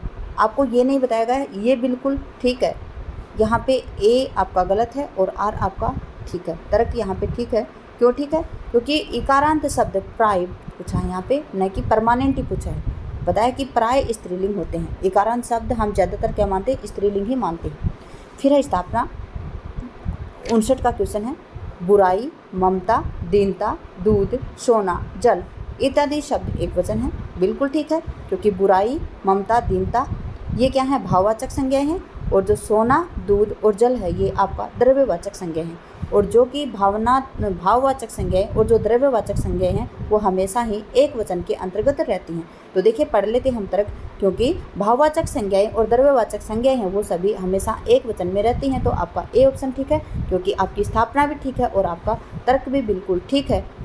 ठीक है, अगला क्वेश्चन है, स्थापना है, मक्खन दूध से निकलता है, वाक्य में अपादान कारक है। तो ये आपका बिल्कुल ठीक है, क्योंकि मक्खन है वो हमेशा दूध से निकलता है। और अपादान कारक क्यों है? क्योंकि ये दूध से मक्खन अलग हो रहा है। ठीक है, अपादान कारक संज्ञा या सर्वनाम का वह रूप है जिससे अलग होने का प्रकट होता है। तो बिल्कुल ठीक है, अपादान कारक का वही संज्ञा का रूप है जिसमें अलग होने का अर्थ होता है। अगला है क्वेश्चन नंबर 61, क्योंकि यहाँ पे ए आएगा, क्योंकि आपका तर्क और जो आपकी स्थापना है वो दोनों ही सही है। अगला क्वेश्चन है 61, दल, सेना, टुकड़ी, ढेर, गुच्छा आदि शब्द द्रव्यवाचक संज्ञा के अंतर्गत आते हैं। क्या है? जो दल है, सेना है, टुकड़ी है, ढेर है, गुच्छा है, वो सभी द्रव्यवाचक संज्ञा के अंतर्गत आते हैं। देखिए ये द्रव्य में नहीं आते हैं, समूह में आते हैं। ये समूहवाचक संज्ञा में, किस में आते हैं? समूहवाचक संज्ञा में आते हैं, क्योंकि इन संज्ञा शब्दों को एक ही जाति की वस्तुओं को समूह के बोध में रखा जाता है। क्योंकि जो इन संज्ञा मतलब जो समूहवाचक संज्ञा है, इनको सभी को एक ही जाति की वस्तुओं के समूह में रखा जाता है। तो यहाँ पे समूहवाचक संज्ञा आएगी। तो यहाँ पे ए आपका गलत है और आर आपका सही है। ठीक है, अगला है, जिसकी लाठी उसकी भैंस कहावत में जिसकी तथा उसकी संबंधवाचक सर्वनाम है। तो बिल्कुल ठीक है, जिसकी लाठी उसकी भैंस, उसमें जिसकी और उसकी संबंधवाचक है, क्योंकि संज्ञा या सर्वनाम के साथ संबंध प्रदर्शित करने वाले सर्वनाम संबंधवाचक सर्वनाम कहलाते हैं। तो आपका ए भी ठीक है और आर भी ठीक है। अगला है क्वेश्चन नंबर 63, स्थापना है, क्या है? वह महिला सुंदर है, वाक्य में विधेय विशेषण है। क्या है? उद्देश्य नहीं है इसमें, क्या है? विधेय विशेषता है इसमें, विधेय विशेषण है। क्यों है? क्योंकि इसके अंतर्गत विशेषण सुंदर है, विशेष्य महिला है और विधेय क्या है? क्रिया है, क्रिया के साथ रहता है। तो देखिए यहाँ पे ए भी ठीक है और स्थापना भी ठीक है और तर्क भी ठीक है। तो आपका ए ऑप्शन बिल्कुल ठीक है। अगला है 64, नामबोध क्रियाएं संयुक्त क्रियाएं नहीं होती हैं। देखिए जो नामबोध क्रियाएं हैं वो संयुक्त बोध क्रियाएं नहीं होती हैं। तो आपका ठीक है, ये बिल्कुल राइट बात है। संयुक्त क्रियाएं दो क्रियाओं के योग से बनती हैं और नामबोधक क्रिया संज्ञा और विशेषण के मेल से मिलती है। ठीक है, किससे बनती है? संज्ञा और जो विशेषण का मेल है उससे क्या बनती है? नामवाचक क्रियाएं। जबकि जो संयुक्त क्रियाएं हैं वो दो क्रियाओं के योग से बनती हैं। तो ये यहाँ पे आपका ए ऑप्शन बिल्कुल ठीक है, क्योंकि स्थापना भी आपकी सही है और आपका तर्क भी सही है। अगला है क्वेश्चन नंबर 65। स्थापना है, भले ही किसी वाक्य में सार्थक शब्द हो परंतु यदि वे एक निश्चित क्रम में न हो तो वाक्य नहीं कह सकते। बिल्कुल ठीक है ये, क्योंकि कितना ही वाक्य है वो बहुत ही आप सुंदर लगा लें, उसमें जितने हो सके उतने सार्थक शब्द दे दें, लेकिन वो संयोजित रूप से निश्चित क्रम से अगर पंक्ति में नहीं लगे होंगे तो वो क्या होगा? उसको वाक्य नहीं कह सकते। और तर्क क्या है इसका? सार्थक शब्दों का व्यवस्थित समूह ही वाक्य कहलाता है। जो सार्थक समूह है, सार्थक शब्द हैं, उनका जो व्यवस्थित समूह होता है उसे ही क्या कहते हैं? हम वाक्य कहते हैं। तो ये आपका ए ऑप्शन आएगा इसमें, क्योंकि इसमें तर्क भी ठीक है और स्थापना भी बिल्कुल ठीक है। अगला है स्थापना, इसकी ई ए अग्र स्वर के अंतर्गत आते हैं। जिह्वा के पश्चिम भाग में जिन स्वरों का उच्चारण होता है उन्हें अग्र स्वर कहते हैं। जिह्वा के पश्चिम भाग से जिन स्वरों का उच्चारण होता है उन्हें अग्र स्वर कहते हैं। ये गलत है, क्योंकि जिह्वा के पश्चिम भाग से जिन स्वरों का उच्चारण होता है उसे पश्चय स्वर कहते हैं। क्या कहते हैं? पश्चय स्वर कहते हैं। जबकि ई ए ये किसके अंतर्गत आते हैं? ये अग्र स्वर के अंतर्गत आते हैं। देखिए, स्वरों को 3 भागों में बांटा जाता है, अग्र स्वर, मध्य स्वर। मध्य स्वर के अंतर्गत सिर्फ एक आएगा ए, और जो पश्चय स्वर है इसके अंतर्गत 3 से बनने वाले शब्द आएंगे, वर्ण आएंगे, जैसे उ, ओ, आ और औ। ठीक है। अगला है क्वेश्चन नंबर 60। देखिए,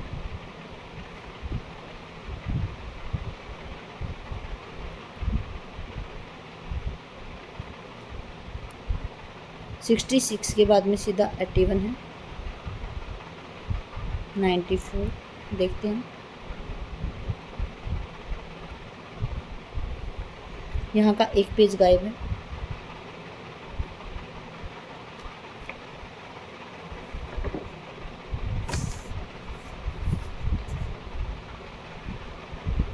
एक मिनट।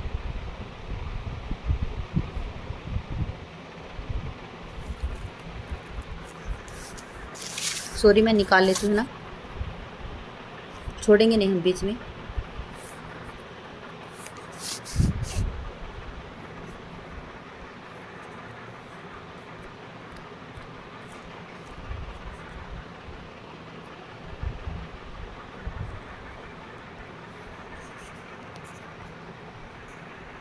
हाँ जी, ये देखिए 67 का पेज। हम रोटेट कर लेते हैं इसको भी। ठीक है, थोड़ा कंफ्यूज होने के लिए सॉरी। देखिए, ध्यान से देखेंगे 67 क्वेश्चन। देखिए, आपका क्वेश्चन है, स्थापना है इसकी आ, ई, ए, उ, ओ, ये सभी ह्रस्व स्वर है। तो देखिए, आ, ई, ए, उ, औ ह्रस्व स्वर नहीं है, ये सभी क्या है? दीर्घ स्वर है। क्या है? दीर्घ स्वर। और फिर है, जब स्वरों के उच्चारण में दीर्घ स्वरों से दोगुना समय लगता है तो उसे ह्रस्व स्वर कहते हैं। तो ये देखिए, आपकी स्थापना भी गलत है और आपका तर्क भी गलत है, क्योंकि जो आ, ई, ए, उ, ओ हैं ये दीर्घ स्वर के अंतर्गत आते हैं, जबकि यहाँ पे ह्रस्व स्वर के अंतर्गत दिए हैं। और जो आपके जब स्वरों के उच्चारण में दीर्घ स्वरों से दोगुना समय लगता है उसे ह्रस्व स्वर कहते हैं। तो ये भी गलत है, क्योंकि ह्रस्व स्वर के उच्चारण में अगर दोगुना समय लगता है तो उसे दीर्घ स्वर कहते हैं। तो आपकी स्थापना और तर्क दोनों ही गलत हैं, जहाँ पे डी ऑप्शन आपका आंसर आएगा। अगला क्वेश्चन है, स्थापना क्या है इसमें? देखिए, स्थापना है वह एकमात्र दंतोष्ठ्य वर्ण है। तो ये आपका बिल्कुल ठीक है, क्योंकि वह है वो दंतोष्ठ्य वर्ण के अंतर्गत ही आता है। ठीक है।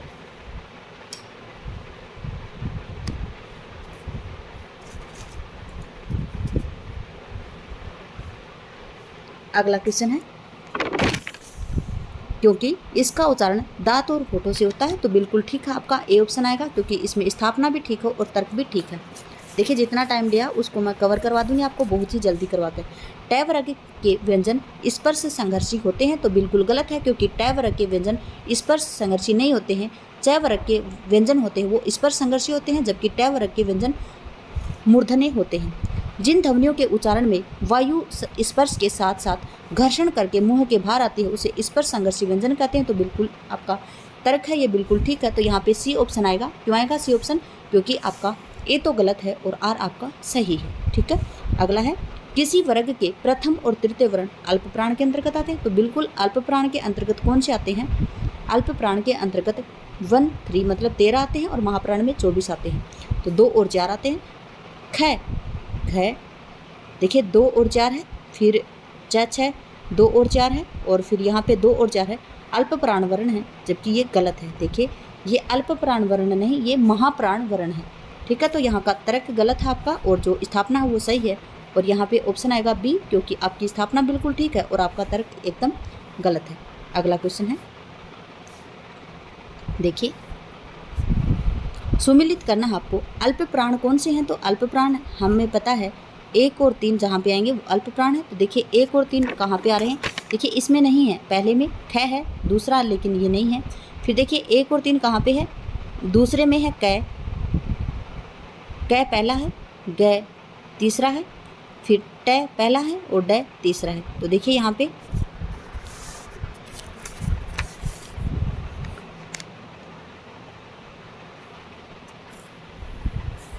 अल्प प्राण में कौन सा आएगा? 2 ऑप्शन आएगा। फिर महाप्राण में कौन से हैं? 2 और 4।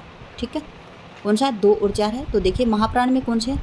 2 और 4 कहाँ पे है? एक तो ख है, ये दूसरा है, घ है, ये चौथा है, फिर ठ है, ये दूसरा है, और ढ है, ये चौथा है। तो देखिए महाप्राण के अंतर्गत आएंगे आपके 4। फिर अघोष में आते हैं,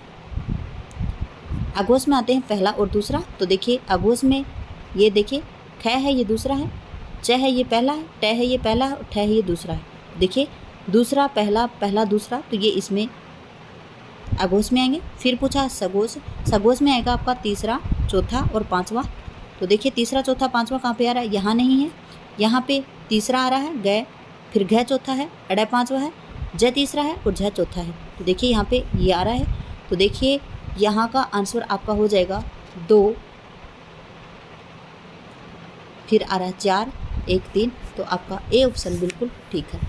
अगला क्वेश्चन है, सुमिलित करना है आपको। क्या सुमिलित करना है? देखिए उपसर्ग दिए गए हैं और उदाहरण दिए गए हैं, इनके आप करेंगे। उपसर्ग निर है, निर कहाँ पे है? निर्वाह है और निरपराध। प्रति कहाँ पे है? तो प्रति है आपका प्रत्याहार और प्रत्यक्ष, क्योंकि प्रतिधन आहार और प्रतिधन अक्ष। फिर प्र है, ये कहाँ पे है? प्रधन ख्यात और प्रधन साध। और सम है, ये कहाँ पे है? तो समधन सर्ग और समधन योग संयोग। तो ये आपका आएगा ऑप्शन नंबर 4 5 1 2। तो 4 5 1 2 आपके ए ऑप्शन में है। अगला क्वेश्चन है, 73 का सुमिलित करना है आपको। संयुक्त क्रिया कौन सी है? देखिए संयुक्त क्रिया के अंतर्गत कौन से आता है? देखिए रमन यहाँ से जा चुका है। क्या है? संयुक्त क्रिया पूछिए आपसे, तो संयुक्त क्रिया क्या है? रमन यहाँ से जा चुका है। तो देखिए संयुक्त क्रिया किस प्रकार से है? देखिए यहाँ पे जाना भी क्रिया है, यहाँ पे क्रिया आ रही है कौन सी? चुकना क्रिया और जाना क्रिया। ठीक है, अगला है नामबोध क्रिया। नामबोध क्रिया कहाँ पे आती है? तो नामबोध क्रिया है यहाँ पे, यह जमीन दबंगों ने हथिया ली है। तो यहाँ पे नामबोध क्रिया। क्रियार्थक संज्ञा क्रिया, तो क्रियार्थक संज्ञा क्रिया है। देखिए धूम्रपान करना स्वास्थ्य के लिए हानिकारक है, तो ये क्रियार्थक संज्ञा क्रिया है, क्योंकि यहाँ पे क्रिया की जा रही है और वो क्रिया ही क्या है? हानिकारक है। पूर्वकालिक क्रिया क्या होती है कि एक काम कर दिया जाए और दूसरा उसमें लगा हो। तो देखिए जो पूर्वकालिक, तुम्हें इस नदी में तैरकर पार करना है। ठीक है, पूर्वकालिक क्रिया क्या है? पूर्वकालिक क्रिया कौन सी होती है? जो पहले हो चुकी है। तो देखिए पूर्वकालिक क्रिया, तुम्हें इस नदी को तैरकर पार करना है।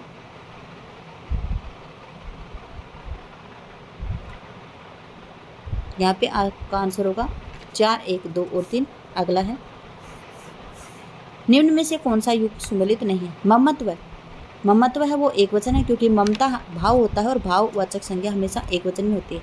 प्राण है वो बहुवचन है, बिल्कुल ठीक है, प्राण है वो हमेशा ही बहुवचन में होता है। दही है वो स्त्रीलिंग है, धोबी है वो पुल्लिंग है। तो देखिए दही है ये स्त्रीलिंग नहीं है, दही पुल्लिंग है। क्या है?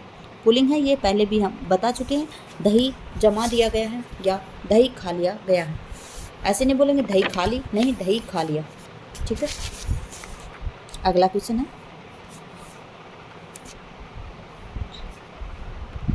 देखिए आज तो ये मजाक सी हो गई, लेकिन टाइम तो वेस्ट हो ही रहा आपका भी।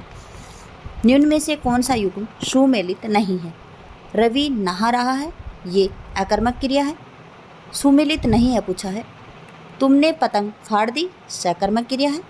ओ कंठोष्ठी है और तय है, ये मूर्धन्य है। देखिए तय है ये मूर्धन्य नहीं है, तय वर्ग होता है वो मूर्धन्य होता है, तय है ये दंत्य है। ठीक है, निम्न में से कौन सा युग्म सुमेलित है? लिखावट, आवट, कमल में ए, डरावना में आ, भलाई में ई। तो देखिए लिखावट है, इसमें आवट है, ये आपका बिल्कुल ठीक है। अगला क्वेश्चन है सत्यंतर। सत्यंतर का है स्वर और व्यंजन खंडेतर ध्वनि है। क्या पूछा है? युग्म सुमेलित पूछा है। तो देखिए ये तो सुमेलित नहीं है क्योंकि स्वर व्यंजन खंडेतर नहीं है, खंडे ध्वनियाँ है। खंडेतर कौन सी होती है? जो मात्रा, सुर, बलाघात, संगम, नासिका अनुनासिक वो हैं। तो देखिए उच्च निम्न सम सुर के भेद हैं, तो आपका ये ठीक है। उच्च, निम्न और सम मतलब ऊंचा, निम्न छोटा, मतलब नीचे, और सम मतलब बराबर, तो ये सुर के भेद है। मध्य वर्ग, मध्य स्वर आ होता है, नहीं, मध्य स्वर ए होता है। और जो समृद्ध स्वर होते हैं वो ए और ओ होते हैं, नहीं। समृद्ध स्वर कौन से होते हैं? समृद्ध स्वर ई, सॉरी हाँ जी, समृद्ध स्वर कौन से होते हैं? समृद्ध स्वर ई उ होते हैं, जबकि ये जो ए है ये क्या है? अर्ध विपरीत स्वर है, और जो आपका ओ है ये अर्ध समृद्ध स्वर है। ठीक है, अगला क्वेश्चन है, क्रिया के संबंध में कौन से कथन सत्य हैं? सत्य पूछा है। सकर्मक क्रिया को कर्म की आवश्यकता पड़ती है। देखिए सकर्म मतलब कर्म के सहित, तो सकर्मक क्रिया को कर्म की आवश्यकता पड़ती है। ठीक है, संयुक्त क्रिया में आवश्यक नहीं है कि वह दो या दो से अधिक धातुओं के मेल से बने। बिल्कुल ये गलत है। संयुक्त क्रिया में ये आवश्यक नहीं है। नहीं क्यों नहीं है? है, क्योंकि संयुक्त क्रिया में आवश्यक है कि दो या दो से अधिक धातुओं का मेल से बनती है ये। नामबोध क्रियाएं और संयुक्त क्रियाएं अलग अलग क्रियाएं होती हैं, बिल्कुल ठीक है। और जो प्रेरणार्थक क्रियाएं हैं उसमें कर्ता स्वयं कार्य न करके किसी अन्य से करवाता है, तो ये प्रेरणार्थक कार्य है। तो देखिए यहाँ पे दो नहीं आएगा, आपका जो सत्य कथन है वो 1, 3, 4 है, तो आपका 1, 3, 4 सी ऑप्शन में है। अगला क्वेश्चन है, वाक्य के संदर्भ में निम्न में से कौन सा कथन सत्य है? तो वाक्य के संदर्भ में कौन सा कथन सत्य है? देखिए रचना के आधार पर वाक्य के 4 प्रकार होते हैं, नहीं, वाक्य के आधार, रचना के आधार पर वाक्य के 3 प्रकार होते हैं। कौन कौन से होते हैं? तो सरल, संयुक्त, मिश्र होते हैं। सरल होता है, संयुक्त होता है, मिश्र होता है। अगला रचना के आधार, अर्थ के आधार पर वाक्य के 8 प्रकार होते हैं। बिल्कुल ठीक है, क्योंकि अर्थ के आधार पर वाक्य के 8 प्रकार कौन से होते हैं? विधिवाचक वाक्य, निषेधवाचक वाक्य, आज्ञावाचक वाक्य, विस्मयबोधक वाक्य, संदेहवाचक वाक्य, इच्छावाचक वाक्य, संकेतवाचक वाक्य और प्रश्नवाचक वाक्य। ठीक है, अगला है मिश्र वाक्यों में एक से अधिक उपवाक्य होते हैं। देखिए मिश्र वाक्यों में एक से अधिक स्वतंत्र उपवाक्य नहीं होते हैं, क्योंकि मिश्र वाक्य के अंतर्गत सिर्फ एक मतलब प्रधान वाक्य होता है और उसके अंतर्गत एक उपवाक्य ही होता है, अधिक नहीं होते हैं। संयुक्त वाक्य संयोजक अवयव के द्वारा जुड़े होते हैं, तो बिल्कुल ठीक है, जो संयुक्त वाक्य हैं वो संयोजक अवयव के द्वारा जुड़े होते हैं। और संयोजक अवयव कौन से होते हैं? और जैसे इस प्रकार से, क्या कि वह लखनऊ गया और क्या लेके आया? साल लेकर आया। तो देखिए और से जुड़ा हुआ संयोजक। तो देखिए यहाँ पे 2 और आपका जो 4 है ये बिल्कुल ठीक है, जबकि 1 और 3 आपके गलत है। तो 2 और 4 कहाँ पे है? बी ऑप्शन में। अगला क्वेश्चन है, इस पेज का ये अंतिम क्वेश्चन है, फिर हम सीधा PDF में चलेंगे, फिर वहाँ पे दिक्कत नहीं आएगी। देखिए राहुल आ गया, इसमें क्या है? राहुल आ गया, तो क्या है ये? विधिवाचक वाक्य है। क्या है? विधिवाचक। यदि वर्षा हुई होती तो फसल अच्छी हुई होती, तो ये क्या है? ये संकेत है कि अगर वर्षा हुई होती तो फसल अच्छी हुई होती। राहुल यहाँ बैठो, तो ये क्या है?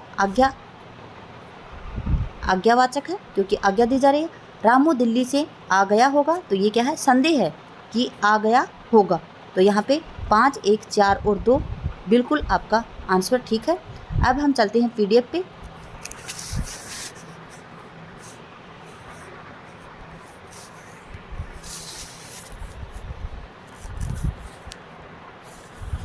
देखिए अब हमारा अगला क्वेश्चन है 81, ठीक है। अब हम सीधे पीडीएफ पे आ गए हैं, अब हमें टाइम नहीं लगेगा। देखिए द्वितीया, क्वेश्चन को ध्यान से पढ़। द्वितीया, तृतीया, चतुर्थी और पंचमी। तो देखिए द्वितीया के अंतर्गत कौन सी आती है? को। तृतीया के अंतर्गत आती है से या के द्वारा, थोड़ा जल्दी करवा देते हैं। चतुर्थी के अंतर्गत आती है के लिए, और पंचमी के अंतर्गत आती है से। तो देखिए यहाँ पे आपसे पूछा कि द्वितीया, तृतीया, चतुर्थी और पंचमी जो तत्पुरुष है उसमें कौन सा? देखिए जन्म से अंधा, तो से कहाँ पे आएगा? पांचवी में, तो ये आपका गलत है। युद्ध अभ्यास, युद्ध के लिए अभ्यास, तो ये चतुर्थी में आएगा, ये भी गलत है। प्रेम आतुर, तो प्रेम से आतुर, तो ये कहाँ पे आएगा? यहाँ पे भी गलत है। जनप्रिय मतलब जनता को प्रिय, लोगों को प्रिय, तो जनप्रिय ठीक है। प्रेम से आतुर, तो ये प्रेमातुर।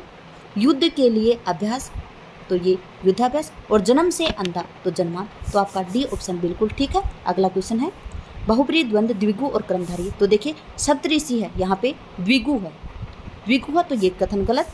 चंद्रशेखर है, ये बहुब्रीहि है, तो यहाँ पर देख लेते हैं चंद्रशेखर। चंद्रशेखर है, बहुब्रीहि क्यों है? देखिए चंद्र है जिसके शिखर पर, और वो कौन है? चंद्रमा है जिसके शिखर पर, तो कौन है वो?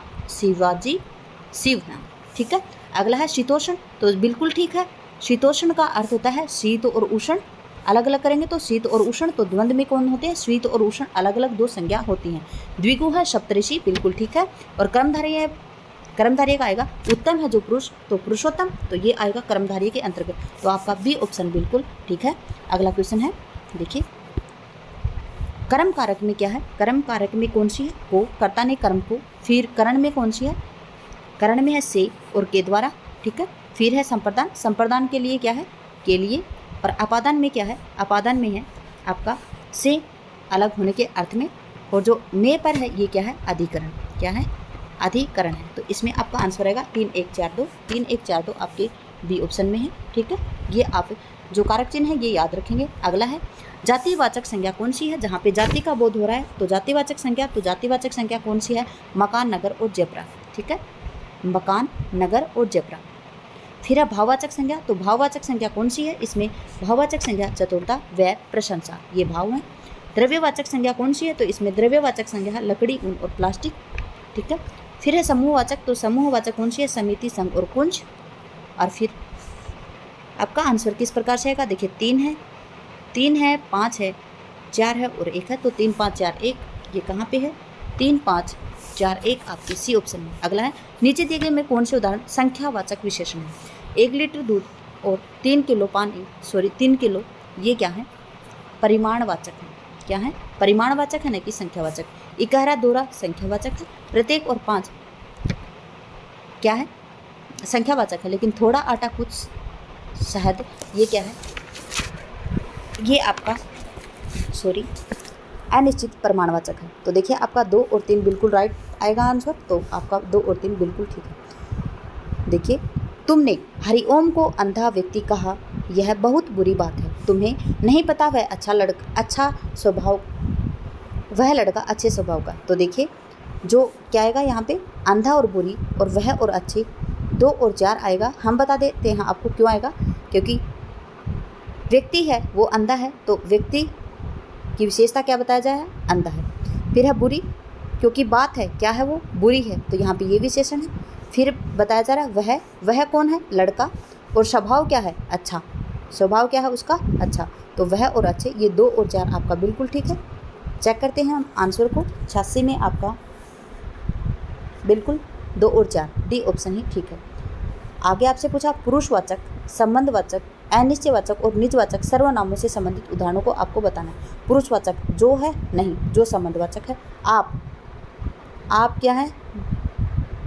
देखिए यही आएगा। देखिए आप है, ये क्या है? पुरुषवाचक है, क्योंकि ये मध्यम पुरुष के अंतर्गत आता है। जो है ये संबंधवाचक है, कोई है ये अनिश्चय, और खुद है ये निजवाचक, तो आपका बी ऑप्शन बिल्कुल ठीक है। आगे बताने की हमें ज़रूरत है ही नहीं। अगला क्वेश्चन है 88 का, निम्न में से सर्वनाम के संदर्भ में कौन सा कथन असत्य है? प्रश्न का बोध कराने वाले सर्वनाम प्रश्नवाचक सर्वनाम कहलाते हैं। तो देखिए प्रश्न का बोध कराने वाले सर्वनाम प्रश्नवाचक सर्वनाम कहलाते हैं, बिल्कुल ठीक है। पूछा आपसे असत्य कौन सा है, कोई कुछ अनिश्चयवाचक सर्वनाम है, तो बिल्कुल ये भी ठीक है। जो सो जिसकी संबंधवाचक सर्वनाम है, बिल्कुल ठीक है। वह वे ये मध्य पुरुष के अंतर्गत आते हैं, नहीं। वह ये वे ये अन्य पुरुष के अंतर्गत आते हैं, किसके अंतर्गत आते हैं, अन्य पुरुष के अंतर्गत आते हैं, तो ये आपका डी ऑप्शन बिल्कुल ठीक है। अगला क्वेश्चन है, निम्न में से कौन सा युग्म सुमेलित नहीं है। त्रैमासिक और निरोग परिमाणवाचक, जबकि ये ही आपका सुमेलित नहीं है, जबकि पहाड़ी और दयालु है ये गुणवाचक विशेषण है। यह वह सार्वनामिक विशेषण है। पहला तीसरा संख्यावाचक विशेषण है, जबकि त्रैमासिक और निरोग परिमाणवाचक विशेषण नहीं है। अगला है, दिए गए उदाहरणों में संयुक्त वाक्य के उदाहरण हैं। संयुक्त वाक्य के उदाहरण कौन से हैं। शीला कमरे में गई और सो गई, तो देखिए संयुक्त वाक्य है यहाँ पे शीला कमरे में गई, ये अलग से वाक्य है, और सो गई ये पूर्ण वाक्य हैं दोनों। रवि आज घर पर था, तो रवि आज घर पर था ये पूर्ण वाक्य है। आज उसने अपना सारा गृह कार्य कर लिया था, तो ये भी पूर्ण वाक्य। रवि ने बताया कि, क्या बताया, जंगल में तेंदुआ घूम रहा है, तो रवि ने बताया, क्या बताया, जंगल में तेंदुआ घूम रहा है, तो ये आपका मिश्र वाक्य है, यहाँ पे संयुक्त वाक्य नहीं। वर्षा आज वर्षा हो रही है, ये आपका पूर्ण वाक्य है। रवि भी घर आ रहा है, ये भी आपका पूर्ण वाक्य है, और ये और इसलिए और से जोड़ा गया है, तो ये सभी क्या है, संयुक्त वाक्य है। जबकि कौन सा नहीं है, तो देखिए आपका 1, 3 और 4, सॉरी कौन कौन सी हैं, 1, 2 और 4 आपके बिल्कुल ठीक है, जबकि आपका 3 ऑप्शन नहीं आएगा। आपका 1, 2, 4 कहाँ पे है, तो 1, 2, 4 आपका बी ऑप्शन में। अगला है, प्रेरणार्थक क्रियाओं का उदाहरण कौन सा है। भस्म करना, गरमाना, पिटवाना और कटवाना, तो देखिए जो प्रेरणार्थक क्रियाएं हैं क्या होते हैं कि दूसरे से कहकर करवाना, तो पिटवाना कटवाना ये क्या है, भस्म करना गरमाना ये स्वयं का होगा, लेकिन पिटवाना कटवाना ये क्या हो गया, दूसरे से करवाने वाला काम हो गया, तो दूसरा चौथा आपका आंसर आएगा। 92 क्वेश्चन है, निम्न में से कौन सा युग्म सही नहीं है। लुंठित वर्ण र है, पार्श्विक वर्ण ल है, उत्क्षिप्त ड है, नासिके ट है, तो देखिए जो लुंठित वर्ण है या लुंठित को क्या कहते हैं, प्रकंपित भी कहा जाता है। क्या कहा जाता है, प्रकंपित भी कहा जाता है, तो लेट र ठीक है। पार्श्विक वर्ण ल है, ठीक है। उत्क्षिप्त ढ है, और इसके साथ में एक ड ये आता है, ठीक है, ये आता है। और नासिके हैं ये ट नहीं आएगा, टैर क्या आएगा, मूर्धा आएगा, नासिके नहीं आएगा। नासिके व्यंजन पंचाम अक्षर होते हैं, तो देखिए यहाँ पे 1, 2, 3 बिल्कुल ठीक है, चौथा आपका गलत है, तो 1, 2, 3 कहाँ पे है, डी ऑप्शन में। अगला क्वेश्चन है, इस समास में पूर्व पद गौण होता है। हमने आपको बताया था जहाँ पे पूर्व पद गौण होगा वहाँ पे तत्पुरुष समास होगा, और उत्तर पद प्रधान होगा, और विभक्ति युक्त समास होगा तो वो तत्पुरुष होगा। इस कारक का प्रयोग आधार के अर्थ में होता है। यह कारक क्रिया के होने पर स्थान या समय बताता है। इसमें प्रसंग में या पर होता है, तो ये कहाँ कौन सा आएगा, अधिकरण आएगा, ठीक है, कौन सा आएगा, अधिकरण आएगा। फिर है, इस संज्ञा से किसी वस्तु के गुण, दशा या व्यापार का बोध होता है, तो ये क्या आएगा, भाव आएगा, यहाँ पे क्या आएगा, भाववाचक संज्ञा। फिर है अगला, यह क्रिया किसी वाक्य के मुख्य क्रिया से पहले प्रयुक्त होकर या इसके अंत में कर या करके जुड़ा देती है, तो ये होती है पूर्वकालिक क्रिया। तो यहाँ पे आपका आंसर आएगा 2, 4, 1, 3, और 2, 4, 1, 3 आपका डी ऑप्शन है। अगला क्वेश्चन है 94, रवि इसी पार्क में खेल लो, तो रवि इसी पार्क में खेलो ये आज्ञा दी जा रही है, आज्ञावाचक है। वह शादीशुदा है या नहीं ये मुझे पता नहीं है, तो ये संदेह है। आज का आपका जीवन सफल हो ये क्या है, इच्छावाचक है। और वाह हम तो मैच जीत गए ये विस्मयवाचक है, तो ये विस्मयवाचक है। तो यहाँ पे 3, 1, 4, 2, तो 3, 1, 4, 2 आपका आंसर ए ऑप्शन ही आ रहा है, ठीक है, 3, 1, 4, 2। अगला है, राजन अभी छत पर है, तो ये अधिकरण कारक है। राजन अभी छत पर है ये अधिकरण कारक है। कौन सा युग्म सुमेलित नहीं है पूछा है, ठीक है। फिर है, वह व्यक्ति कार से टकरा गया, करण कारक बिल्कुल ठीक है। कहाँ किससे टकरा गया, कार से टकरा गया, से कारक है, से कारक चिन्ह है। राजा की पत्नी आज बीमार है, इसमें संबोधन नहीं है। देखिए संबोधन में क्या आता है, अरे हे, तो इस प्रकार से संबोधन चिन्ह होता है, इसमें नहीं है, तो आपका सी ऑप्शन ही बिल्कुल ठीक है। अगला है, सूरदास जन्म से अंधे हैं, तो ये अपादान कारक है, ठीक है। अगले क्वेश्चन है, ये गद्यांश दिया गया लेकिन इनसे संबंधित जो व्याकरण है उसी से संबंधित क्वेश्चन हम आपको करवा देते हैं। निम्नलिखित में से कौन सा कथन सत्य है। व्यंजनों का उच्चारण स्वर की सहायता से नहीं होता है, क्यों नहीं होता है, देखिए ये गलत है यहाँ पे, क्योंकि व्यंजनों का उच्चारण स्वरों की सहायता से ही होता है।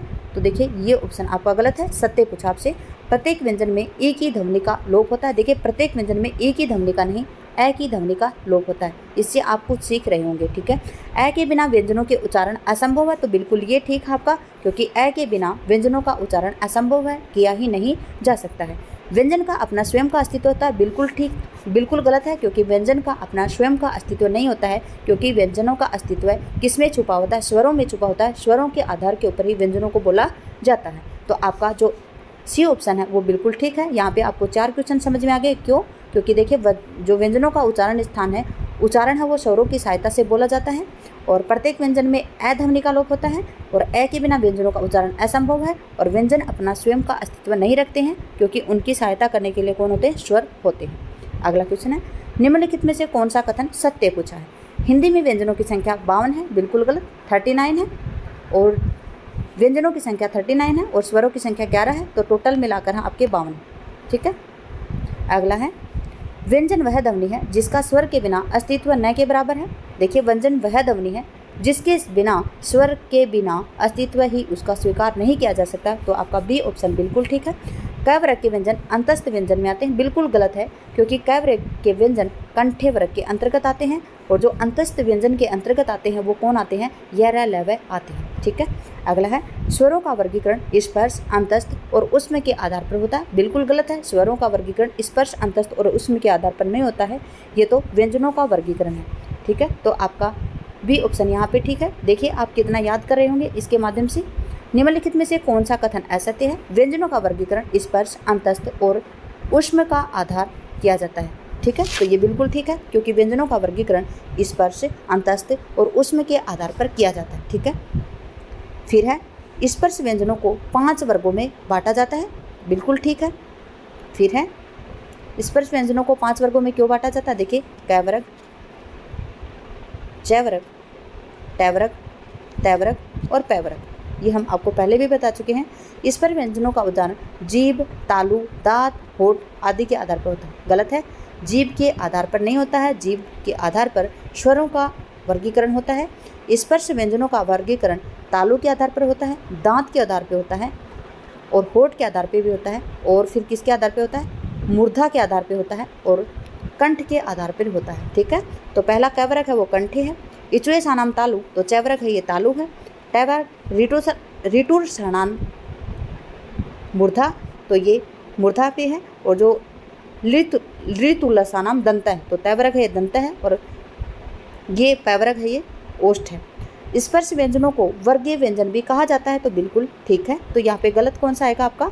स्पर्श व्यंजनों का उच्चारण जीभ से होता है, जबकि जीभ से कभी भी नहीं होता है।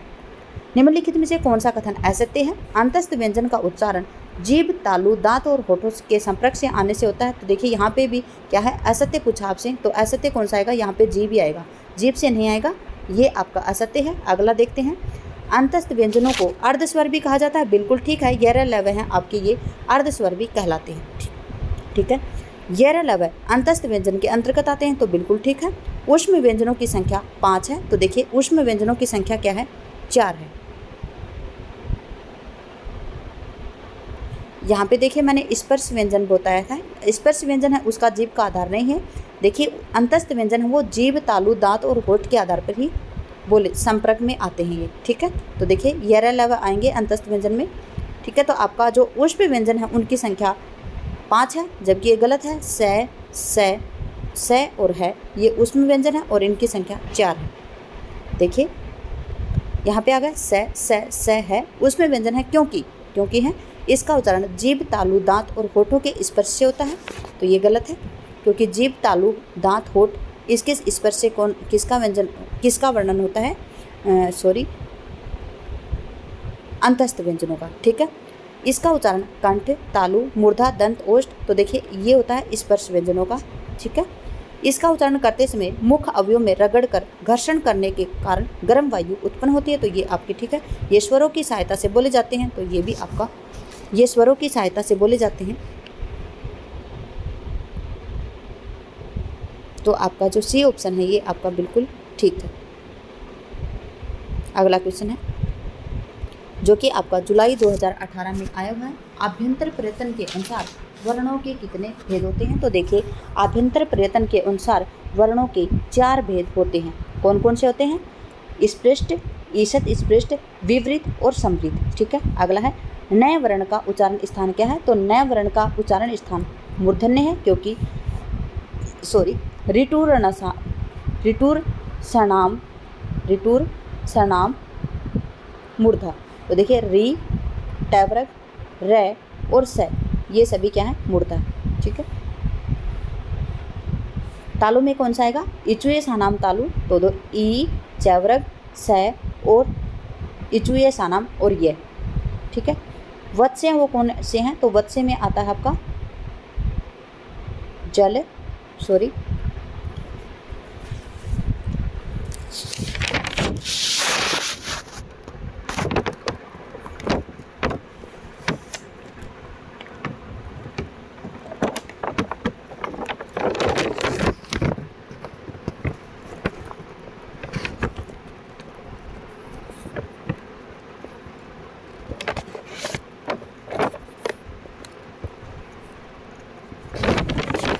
देखिए यहाँ पे आएगा नल रसज। पता नहीं क्यों दिमाग से निकल जाता है। नल रसज। तो यहाँ पे न, ल, रे, से और जय ये वत्स्य के अंतर्गत आएंगे और कै के अंतर्गत आएंगे, कंठ के अंतर्गत आएंगे, जो आपका कैवरक है वो। अगला 2015 में आपका पूछा गया इनमें से अघोष व्यंजन कौन है? तो अघोष कौन से आएंगे? 1 और 2। तो देखिए 1 और 2 कहाँ पे हैं? ग और घ में नहीं है, तो ये सघोष हैं। फिर ढ और ढ नहीं है, ये सघोष है। फ और फ ये सी है, और यहाँ पे द और ध ये सघोष है। तो देखिए आपका जो सी वर्ग है वो आएगा, जो सी है ये इसमें आएगा फ और फ। अगला है प्रयत्न के आधार पर लय किस प्रकार की ध्वनि? पार्श्विक है, उत्क्षिप्त है, प्रकंपित और संघर्षहीन है। तो देखिए जो लय है वो आपका पार्श्विक है। उत्क्षिप्त कौन सा है? तो ये देखिए ये वाला ढ है और एक ये वाला ड है, ये है। फिर प्रकंपित कौन सा है? प्रकंपित लय है, जिसे लुंठित भी कहा जाता है। अगला है क्वेश्चन नंबर 5, जो 2014 दिसंबर में आया था। कंठोष्ठे ध्वनि का उच्चारण कहाँ से होता है? तो देखिए कंठोष्ठे ध्वनि का उदाहरण कौन सा है? तो क है। ठीक है। कंठ और ओष्ठ से कौन सा है? क है। क बिल्कुल ठीक है। और इनमें से कौन सी ध्वनि संयुक्त व्यंजन की है? तो देखिए जो क है वो क्या है? संयुक्त ध्वनि है। क्या है? जो क है वो संयुक्त ध्वनि है। इसी के साथ हमारा जो क्या था, हिंदी भाषा का जो भाषिक स्वरूप है, इससे संबंधित महत्वपूर्ण क्वेश्चन, अगर आपने ये वीडियो पूरा देखा है तो ये मान लीजिए आप कि इससे संबंधित आने वाले क्वेश्चन आप एक भी गलत करने वाले नहीं हैं। मेरा आपसे 101% वादा है। ठीक है। क्लास में बने रहने के लिए आपका धन्यवाद। आपका दिन शुभ रहे। जय हिंद, जय भारत, जय जवान, जय किसान। और आप भी मेरी तरह UGC नेट JRF को क्लियर करें। धन्यवाद।